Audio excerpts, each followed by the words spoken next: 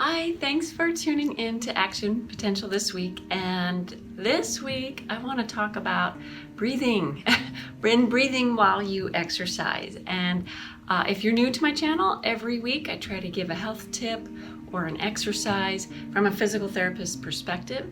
I teach a type of exercise, what's called Pilates, and I trademarked that in 2008, where it's basically the best of Pilates and the best of yoga and physical therapy concepts taught in the studio. They're 1-hour classes.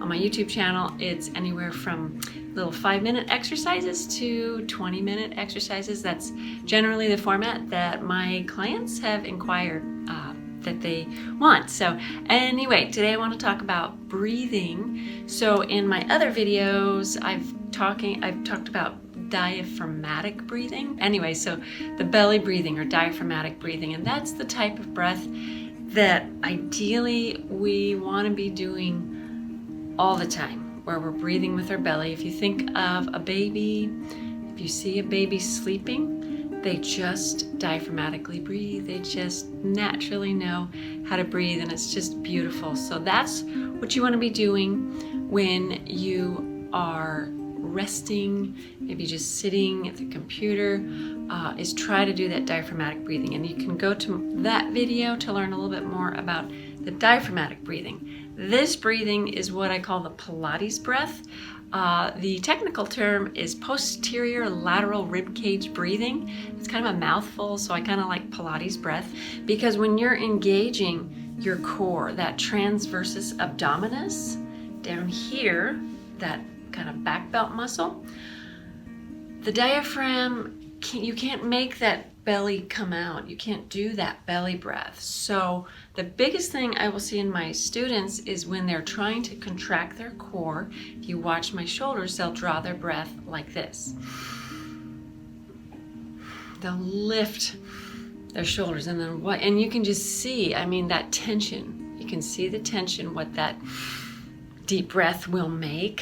So then the biggest thing I will see is people say, I don't like Pilates because when I tried doing it, it hurt my neck.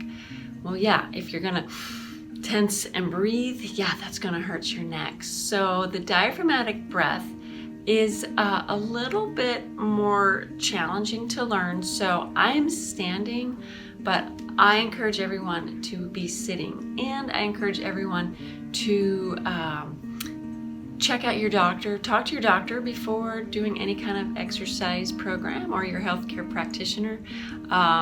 Just be safe. So preferably sit down when you practice this type of Pilates breath or diaphragmatic breath.